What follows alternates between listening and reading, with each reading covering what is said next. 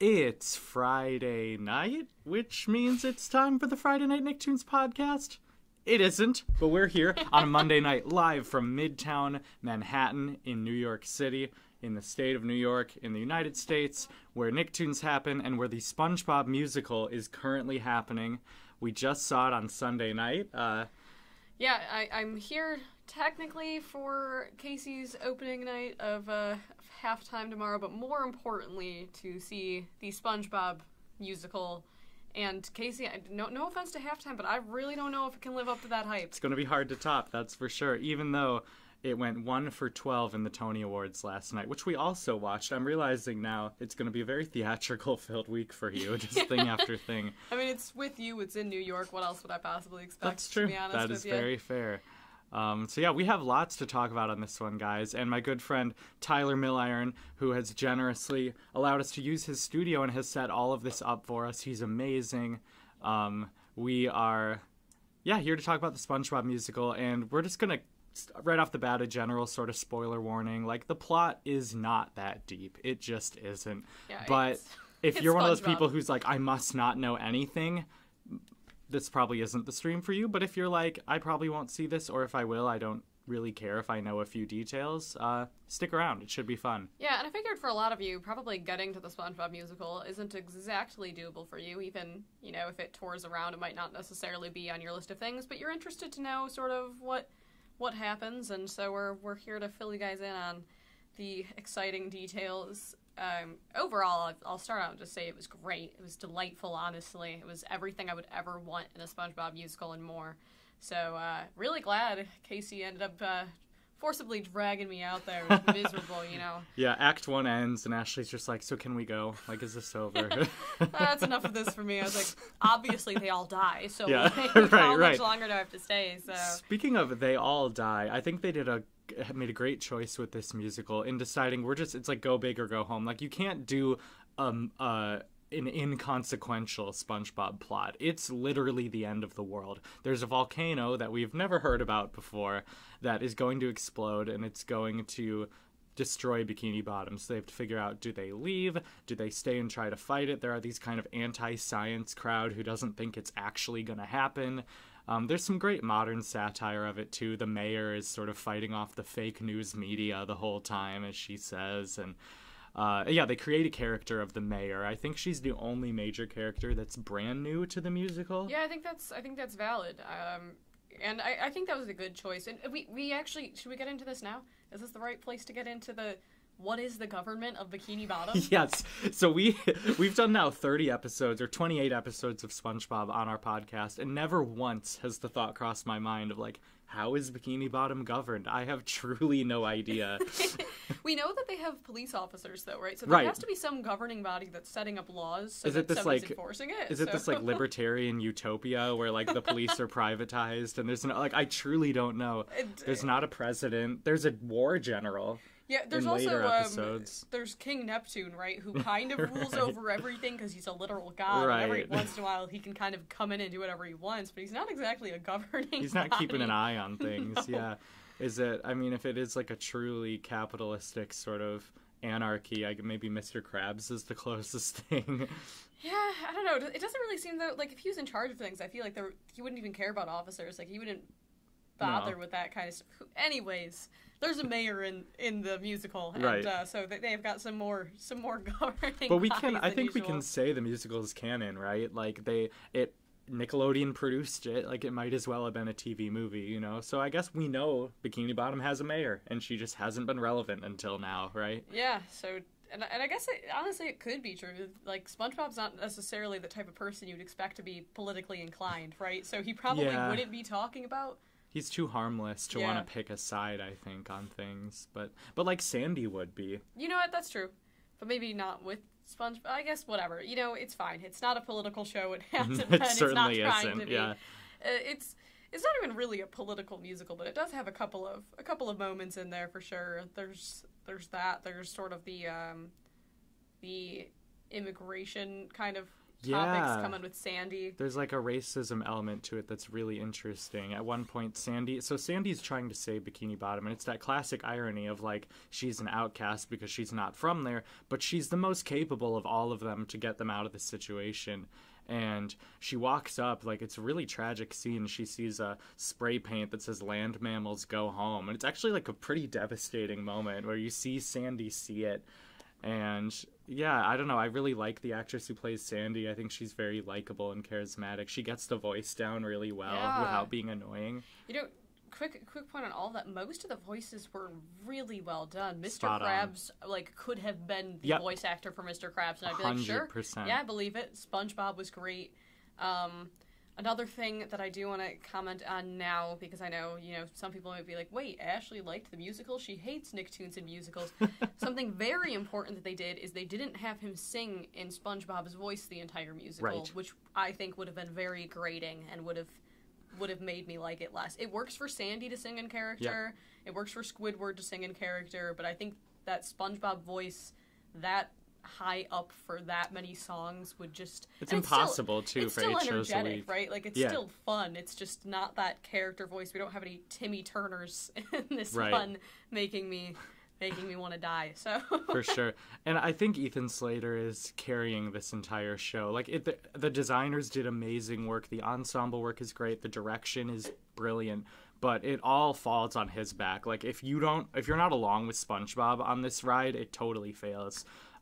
He has this just never-ending optimism that would, even in the show, could be annoying, but never once was I like, all right, SpongeBob, let's chill. It's just like, yes, it might be the best day ever, even as the volcano's about to erupt. Yeah, and he is so great. He is so high energy. I can't imagine the amount of effort it takes to be that high energy 2 times a day, every day. And it's physical. Yeah. He's doing backflips at some point, and the set is really cool. Like, the volcano is made out of boxes, and they're, like, climbing through all this stuff. Yeah, and then there's sort of ladders at the end, too, that he ends up sort of flipping through to get to the top. So, yeah, it was... And that's actually that's the Tony that they did win was set. Set, right? And that was it, yep. You know... It wasn't necessarily the one I would have guessed, but looking back on it, things like that I think are probably really sort of inventive. What made that happen, right? Yeah. Like the boxes being used in such a creative way. They had... Even the bubbles might be set, technically. There's a lovely moment involving bubbles. I'm thinking even like the little moment, there's this great moment where they're up on top of the volcano and they're looking down on the rest of the town, and there's just this like tiny version of the town, and they're playing with action figures, and right? it's like the conductor. She puts down her baton and she's got these little figures of Bikini Bottom, and they're like, look, everyone's destroying each other, and they're just like, nah, nah, nah, nah, nah. Oh, it was perfect.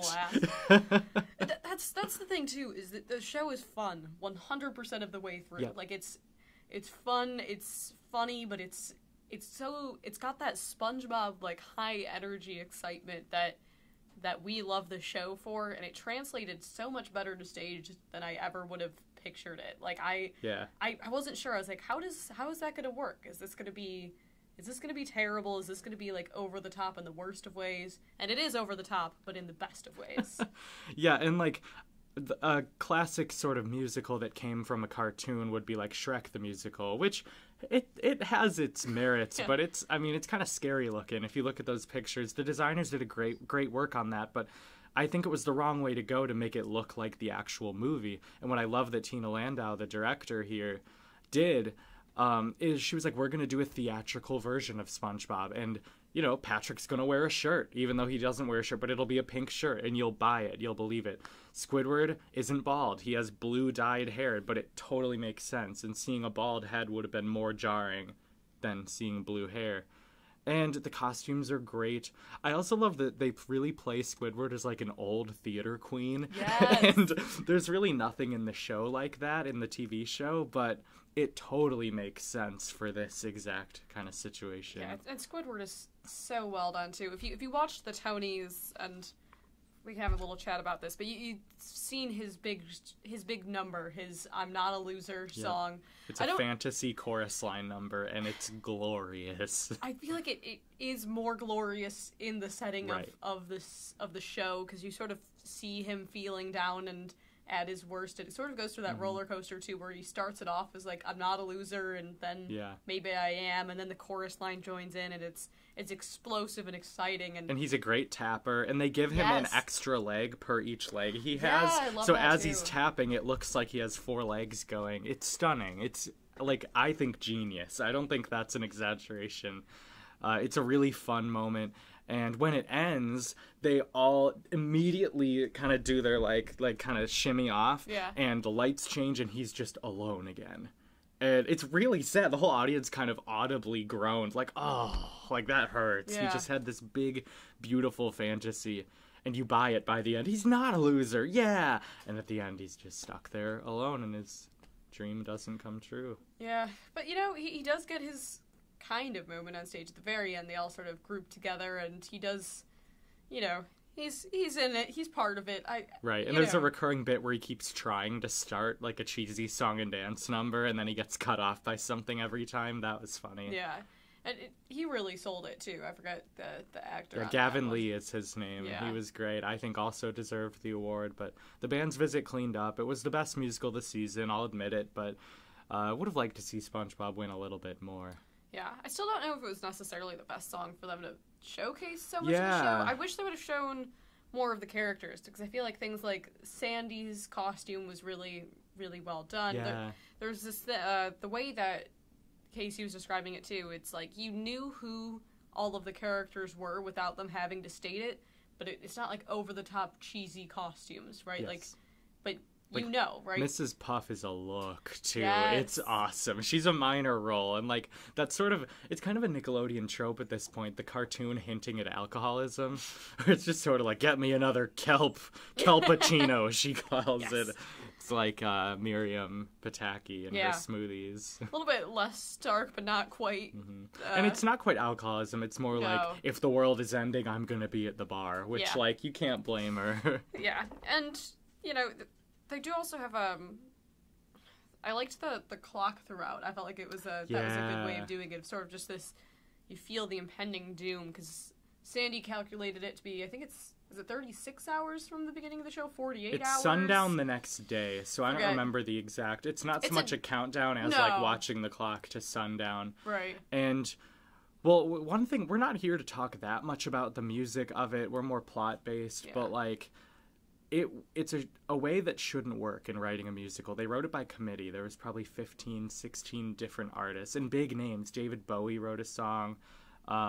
Yolanda Adams wrote a gospel tune that's amazing. It's basically, just to dive into that one really quick, Patrick, in a side plot, is sort of saying random things, and at first I thought, oh, this is going to be that sort of cringe humor kind of thing, and I don't like this. But then a group of sea anemones decides that he is their messiah, basically, and everything he says they take as gospel, and then that ends up leading into a gospel number where Patrick is this sort of like church leader, and at first he's like, what on earth is going on? And at the end he's like, I feel it, brothers and sisters. It's a crowd-pleasing, show-stopping moment for sure. And Casey and I were talking about it, and at first Casey was like, I just don't know if Patrick would get that big of an ego about it. And I was like, I don't know. We see in the one when his parents come to visit that he immediately is so like eating up that he's actually the smart one and that SpongeBob is the dumb one, even though they planned the whole thing. He's like, dumb people are always blissfully unaware of how dumb they really are. Like, he's... Layers of irony there, because of Patrick's being unaware of how dumb he is. It's a smart TV show, and it turned into a smart musical. It did. And that whole bit I thought was fun. It was an interesting way of sort of getting them to have their separation. We get a... Sorry, real quick before we move on from that moment. SpongeBob is like, Patrick, we were going to form a team. It was going to be Sponge Rick or Pat Bob. And he was like, well, yeah, but I said... unless I become a messiah or a savior. I'm pretty sure I said that. He never did. No, it's good. They also are great together. I feel like they've got sort of, you know, the best friend song going. They've got that whole repertoire built out really well. It's just fun. It's fun all around. And then we do get sort of and it reminded both of us of that what's the name of the one? It's just a greasy spoon without you, but I can't remember the actual... This kitchen's not the same without you. Yeah, and John Legend wrote that song. It's like, I think it's called I still miss you or something That like sounds that. right. SpongeBob is up on the volcano. Patrick is on his throne. It's staged beautifully where one's up here, one's up here. They're singing to each other, but they're far apart. And of course, Patrick is the like literal Deus Ex Machina at the end where like brief theatrical history, a Deus Ex Machina, I believe started in Shakespeare time. It might have been Greek. It literally translates to God of the Machine. And when in a plot you needed something to get resolved quickly, you would just have someone literally descend down and save the day. And that's exactly what, and I'm just realizing that now, like that was on purpose. Like Patrick is a literal Deus Ex Machina, God of the Machine, and he is a god essentially in the story. He comes in on a jetpack. It's beautiful. Yeah, it's, and again, the plot itself isn't necessarily the most interesting. I guess we are missing a pretty big part of it, though. There is Plankton, and I feel like him and Karen are great together. We kind of have a situation where there is Karen as like the screen, but then there's an actress who's sort of carrying it around, and they do have the sort of audio lines actually moving while she speaks, which is cool. So I think she's an underrated gem of this show. Her rapport with Plankton is hysterical. It is. They're that great sort of like cartoon villain where you like them because of how ridiculous they are. And Plankton just has this ridiculous evil laugh where like a big moment will be coming and it's like, mwah, ha, ha, ha, ha.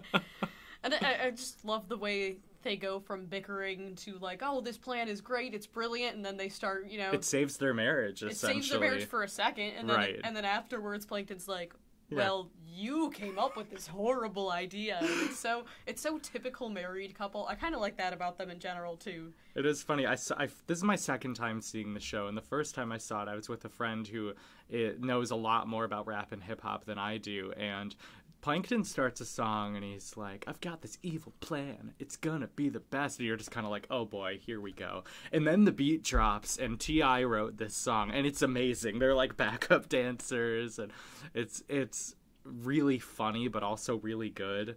I feel like every number is like that. There's no song I would cut except maybe the Patchy stuff. And we've been over. Patchy the Pirate is sort of used as a framing device of the show. It's like he's watching the show from the audience, but he keeps getting on stage somehow. And he's like, guys, I gotta meet SpongeBob. And yeah, it thankfully doesn't come up too frequently. No.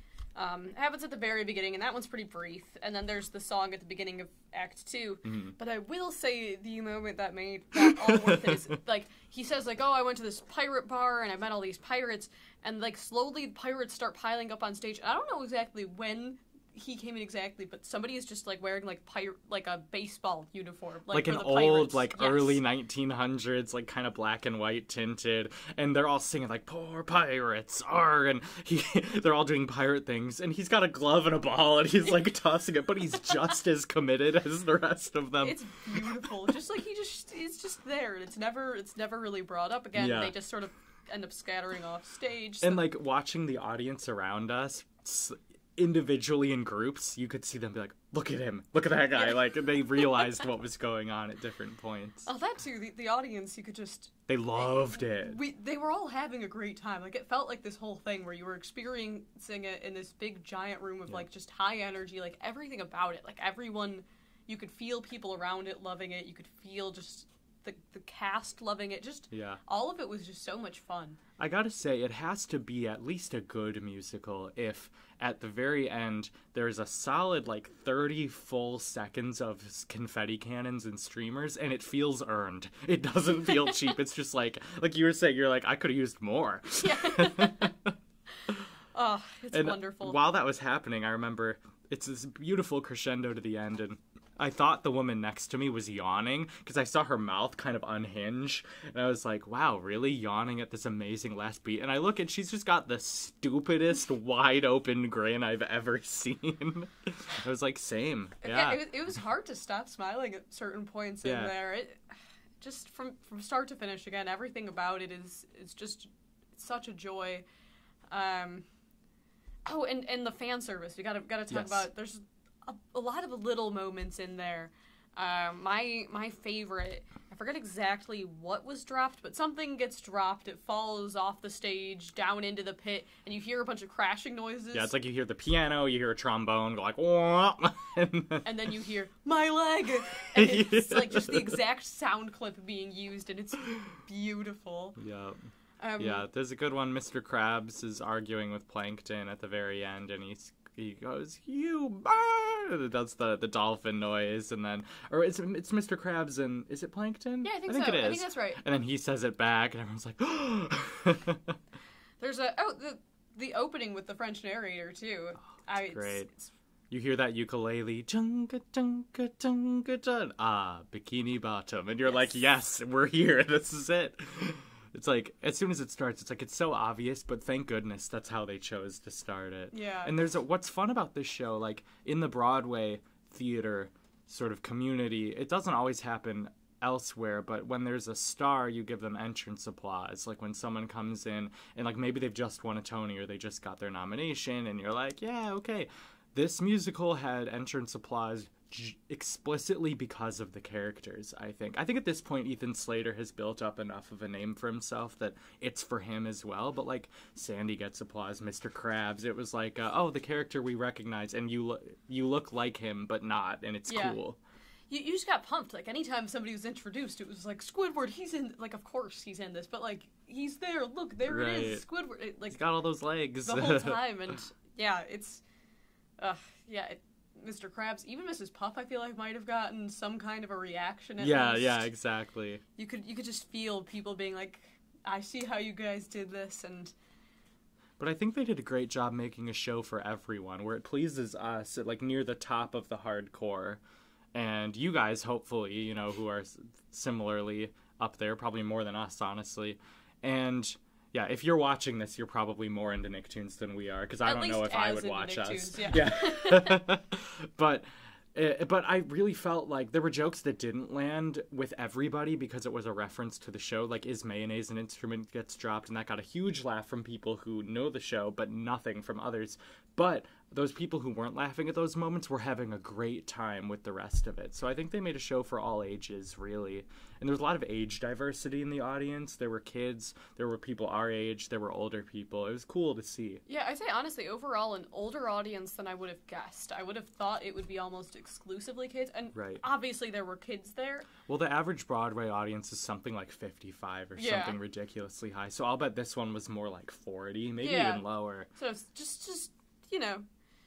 But definitely a lot of people, I'd say, in their 20s hitting up SpongeBob the Musical, and feeling the excitement. I hope they get a bump, because they were packed when we were there, but it was the night before the Tonys. So I really hope they get a bump. It's just they didn't win much. So hopefully just seeing the nominations a lot might get some people out. Like, it might have increased its radar. Like, maybe some people didn't know there even was a SpongeBob Musical. I don't know, but I wish it had won more. I worry for the future of the show. Like, if it closes soon, I don't know if it'll tour.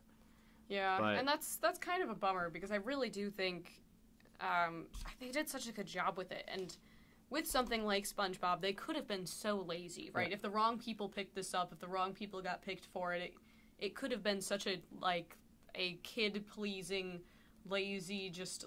They could have even done, like, let's just rehash one of the movies and make that into it. Let's just...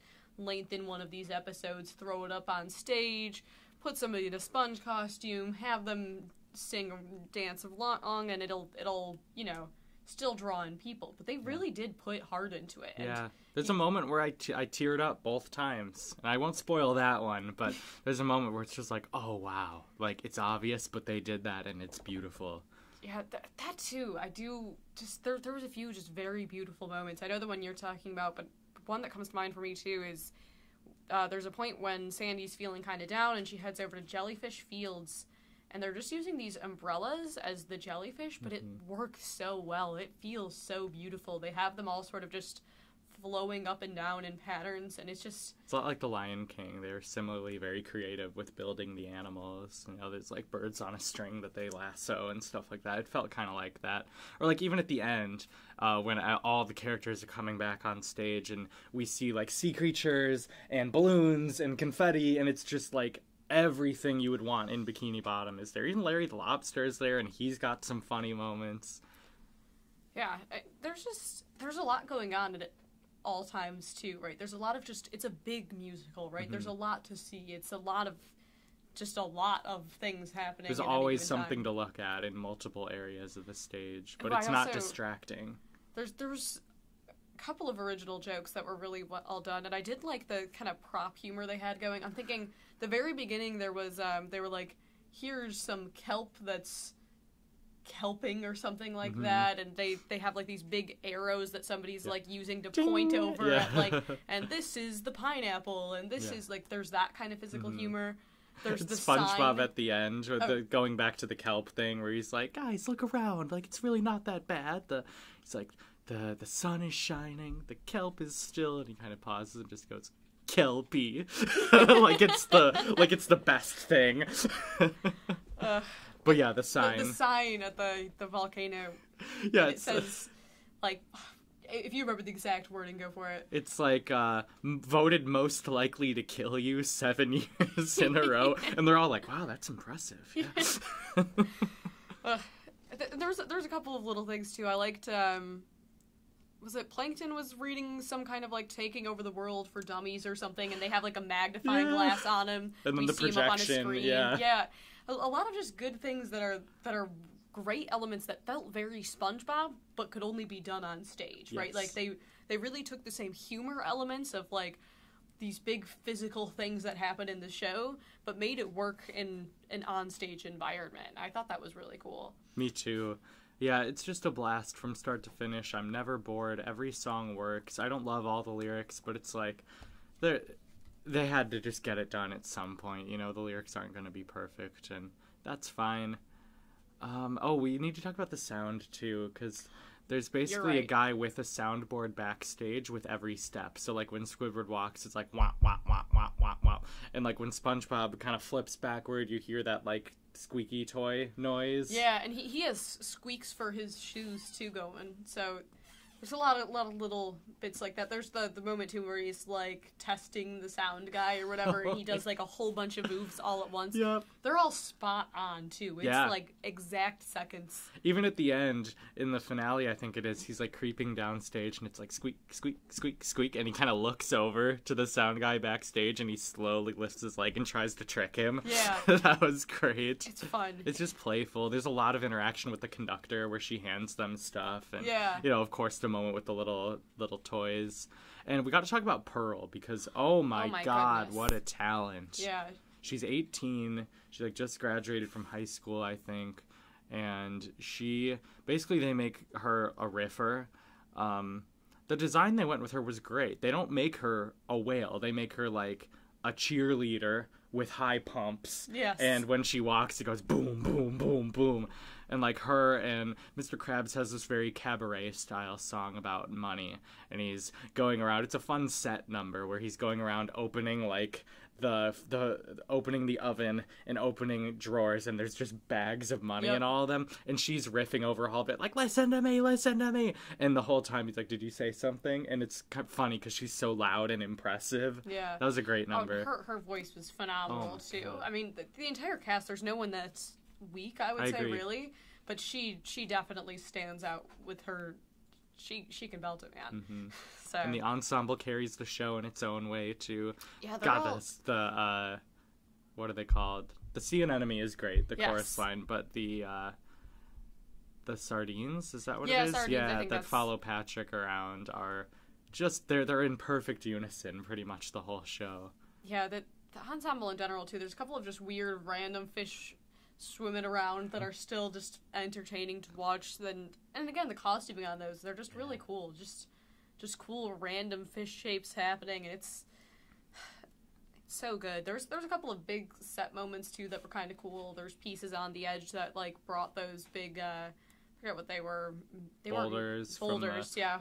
Volcano. The volcanoes come it was very like crashing on the stage. Mousetrap, if you remember that old 90s board game where it would kind of fall through a maze and then come and land on the stage. And they were clearly bouncy balls, but just from the sound effect alone, it felt like, oh, that looks really heavy. Because it was like boom, boom, boom. And it would land and it would bounce, but it looked dangerous, even though it wasn't. And it was just overall, it was good stuff. Like, we got the glow-in-the-dark sponges in the Panic at the Disco song. Oh, yeah. I'm Not a Simple Sponge. That one was gorgeous. Really beautiful, too. Yeah. They use these sponges in a lot of different ways to make different shapes. They at one point make it, they make a Gary shape and a Patrick shape. And the audience audibly went, "Aw!" Like it's really so sweet. Yeah. And all the lights are out except for the sponges on him. They make the sponge shape and it gets bigger and bigger and bigger. That was great. Yeah, and they kind of do like an outwards and inwards sort of thing, and it sort of goes along with his emotional feelings throughout the song. Like at some point he starts feeling down about himself again, and they're like the numbers kind of dwindle, and then it comes back together. And they make a happy face. Yeah. And then they also the happy face winked at one point. Oh, yeah, they took that's the sponge right, and yeah. put it in half. There's just a lot of little physical things with the. You're just like, how did he come up with that? Good. Yeah. And Gary's on a skateboard. Gary's not an actor. He's just a prop. But he comes in beginning of the act, end of the acts, the end of the show, just so that he's there. And I'm pretty sure we were pretty far back, but I'm pretty sure it's SpongeBob himself doing all the meows for Gary. It felt like he was doing like a blah, blah, blah, blah, blah, meow, blah, blah, blah. What? That does bring up another one of those moments. Kind of a classic SpongeBob deal, too, is he wakes up the next day, because there's a night, and then he wakes up and he's like, Gary, I had the worst dream that the entire world was going to fall apart and that my friends are abandoning me. And we get Perch Perkins, who that in itself is already great. Like a narrator-type role throughout. And he, on TV, is like, the world's ending and friends are abandoning each other. And SpongeBob just goes into this, like, no! And then we get the narrator with his, like, 30 minutes later, and it, like, keeps doing that. And he's in a different pose every time. It's a funny way where he can drag that bit out. And yeah. It's 50 years later, and he's got a beard, and then he throws it away. Yeah, but just that time card thing sort of being done in a more physically interactive way. It was gold. And then there's a point where Gary meows at SpongeBob. He's like, all right, I gotta go. And Gary goes, meow. And he goes, and I too, Gary, would go to the ends of the earth to defend our friendship, or something. Like where he's obviously saying something deep with just the meow. It's great. I'm trying to think, is there anything else we're majorly missing here? Not really. There's Old Man Jenkins, who's like the leading antagonist against Sandy. Yeah. And there's a nice moment at the end where Sandy saves the day through her eruption. Oh, what's it called? I don't know. They say it several times. It's the eruptor interrupter. Something I think like that. There's more words in there too, but yeah. Yeah. Well, that's what that's the catchy name by the end. Right. And she basically is able to convert the volcano, the lava, into bubbles, and it's a really beautiful scene. And Old Man Jenkins at the end is like, we're sorry, you were actually, like, we were wrong about you. And Sandy goes, I've got to leave. I don't know if I can ever trust y'all again. And SpongeBob says, I know, but I forget how he words it, but he's like, but we, like, would you consider it? Or it's something respectful something like that. I love the acknowledgement. Yes. Like that, where it's not on her. Like, come on, Sandy, forgive him. It's like it would be totally valid if you just left right now and never came back. And she's convinced a little too quickly. She's kind of like, well, okay. I mean, there's only so much time, right? And then you've got to move on. We're at the end of the show, yeah. But I do like, and I think you could kind of, take that to mean that there was an amount of time that they're thinking about it, right? That she's thinking over what's sort of going on there, and so I think that was a good message too. There's a lot of good messaging overall. Again, just the sort of acceptance of her, even though she's a land mammal and she doesn't belong here. And there's this really satisfying arc where SpongeBob's like, with Sandy's brain, Patrick's brawn, and my whatever ability, he's kind of like, he doesn't know what he brings to the table. And at the end, Patrick very succinctly puts it, he's like, SpongeBob, you've corralled us all together, you planned this whole thing, you've been clear throughout, your thing is managerial skills. Yes. And all he wants to be is a manager. And it's the perfect thing to say to SpongeBob there. And it is true. Like, he does have management skills, even though he's a lot to handle. And it's also kind of funny. It reminds me both of the original SpongeBob movie, right, where he wants to be a manager more than anything, and we do sort of have a similar conversation at the beginning to the movie where where he says something about, like, well, why couldn't I be the manager? And he's like, oh, you're just a simple sponge. Right. Instead of the, oh, you're just a kid from the movie. But a similar sentiment of, like... To find the hook for Brendan Urie later. The entire cast getting together and, like, laughing at him, like, out of nowhere. Like, you being a manager, good one. And man. It's... And then they drop the best day ever at the end, and it's really lovely. It's recontextualized in this is probably the worst day of all of their lives, even if they don't all die. And SpongeBob's able to turn it into could be the best day ever, which isn't in the original song. I thought that was really smart. That slight word change makes it could be the best day ever. Like, it's still... Sure, we could all die, he says, but maybe we won't. And they end up sort of all getting together and holding hands, and sort of it's sort of day crescendos. Is that the word for it, right? And there's this moment where they all hold hands, and we'll just go directly into the spoilers at this point, because if you think you're going to see it, hopefully you heeded our warning. By now. But there's this moment, they're all holding hands, and they just go 5, 4, and the clock that we've seen the whole way through is counting down 2, 1, and they wait. And I think Squidward is like, nothing happened or something. And slowly just bubbles start filling the stage from the top. And that's the moment that I was describing earlier. You can feel everyone in the audience, too. And it's one of those, like, breathtaking moments. Even just them sitting all together holding hands. Like, you feel the tension of it. You know. Again, it's a SpongeBob musical. You're not here to be shocked and blown away by what happens. Like, you know it's going to be a happy ending. You know the entirety of Bikini Bottom isn't going to get wrecked. But stasis will be restored, you know. But also, like, both times, for some reason, I didn't see the bubbles coming, even though Sandy's like, and I'm going to make this machine. And then if you look in this box here, and it's all really shiny. Remember that moment where the lights are shining out of this box? No clue how they did that. But...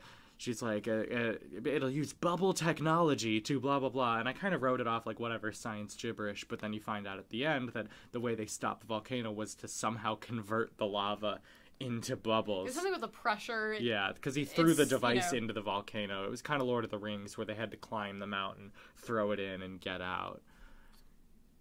But that's just a stunning moment. And yeah, it kind of reminded me, just them holding hands thing, it reminded me of Toy Story 3. Yes, me too. That end scene where they're all just sort of bracing for their deaths. They're all like, we're all in this together, it's all happening. Or even Iron Giant, too, if you remember that one. We get them sort of all whispering this could be the best day ever, and just the anticipation there, and it's, you feel it. You feel like, like I said, the sort of nervous, like, what's going to happen? You know what's going to happen. You know the toys aren't actually going to be destroyed. You know that Bikini Bottom isn't going to be destroyed, but it still just gets to you, and it's, that's... And they waste no time. They go right into a finale, which is just a reprise of the opening that's really catchy. It's called Bikini Bottom Day, and it's just a nice way for SpongeBob, because he's kind of guided us through this whole story, and he kind of wraps it up really nicely. And then, of course, after Bows, we get the theme song, which we really did fun. Sing along to, guys, loud and proud, boisterously. No shame. As did everyone. I mean, how can you not, right? It's just, it felt so right for them to do, and everyone's just dancing along wildly on stage. SpongeBob's, encouraging you, like, sing along. You all know you want it. You know the words. Oh, and I forgot to tell you, the first time I saw it, we were in streamer range, and I grabbed one, and I saved it, and it's on my desk. I'll have to show you when we're back. But it's just a blue streamer. It's like, I just want to have this be like, this is from SpongeBob the Musical on Broadway. It's just a weird, cool thing to have. But that's really all I've got. Honestly, it's a joy from start to finish. If you can go see it, I would recommend it. You can rush ticket it like we did, and it's pretty affordable. $30 for you to go see it. Well worth $30. Definitely $30 worth of joy in there, especially if you love the show. Like I said, there is some fan service in there, but it's not like... They could have gone way too overboard with it. No, it's just the right amount. I'd say like 10 or so lines of the entire show are direct quotes from episodes, and that's as much as you really need it to be. Yep, exactly. So, yeah, I think that's about it for me, too. Unless... Are we missing something? We talked about the set, we talked about the costumes, talked about the songs. We hit every character. Patrick's funny. I guess we kind of hit that with the gospel number. Patrick's not my favorite character, to be honest with you. And it's a lot of it's in the writing where it's just he's so dumb and so over the top. But it's worth it for the savior arc. It works. It works. Which is one of those moments where it starts and you just kind of want to tip your hat to the writers. Like, the song starts and you're like, whoever thought of that? Oh, I guess well done.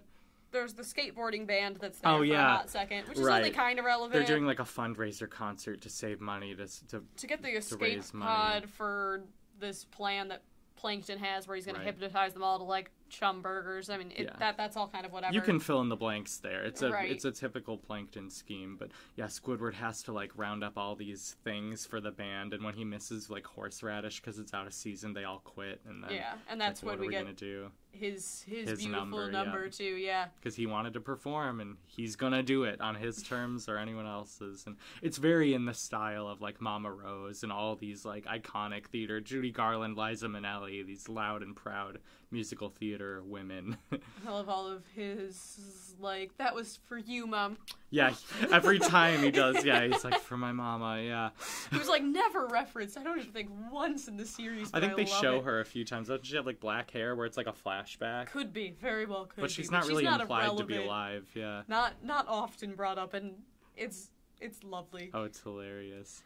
But yeah, the last shout out to Tyler, Mill Iron Studios in New York City. This was awesome. Thank you so much. And I think he's been doing images behind us. No, not too many. Gotcha, but some. Making us sound really beautiful, though, a little bit better than our cell phone microphones might be. Exactly. And thank you guys for tuning in, and this video will stay up, and we're going to actually release this with some finagling as FNN 102, so it'll be out a week from Friday. So you'll listen to it again if you want to. And this week, I'm going to edit this part out when I upload it next week. But this week we're doing FNN 101, which is the start of our Avatar watch through. It'll be every other week for as long as it takes. We're starting obviously with the very first episode, so that'll be in your feed on Friday on YouTube and Apple Podcasts. Yeah, we've kind of got the theme thing going on, right? I've got all the classic Nicktoons. Casey's got his Avatar Bender shirt going, so I'm really excited to get a full watch through of that show, but you'll still have all of your exciting Nick content. I'm feeling really good about going into that. So yeah, and if you've never seen the show, I know I say this every time, but it's definitely a good time for you to watch Avatar now. It definitely holds up. It's definitely not just for kids. If you feel like it's one of those things that, it's like I won't have any nostalgia for it. I think I watched it for the first time somewhere in college, and it absolutely is still well worth watching as a show. It's beautiful. So, get ready. Watch that first episode sometime this week, and Friday we'll have it out for you. So, look forward to that. I can't wait. I haven't watched it in a while, so that'll be awesome. Well, guys, no Twitter poll right now. We might edit one in later, but we'll see. This is an atypical episode, so I think we'll just wrap it up. You want to sign us off? Sounds good. All right. Thanks so much, guys, for tuning in, and we'll catch you later this week. Bye. Peace.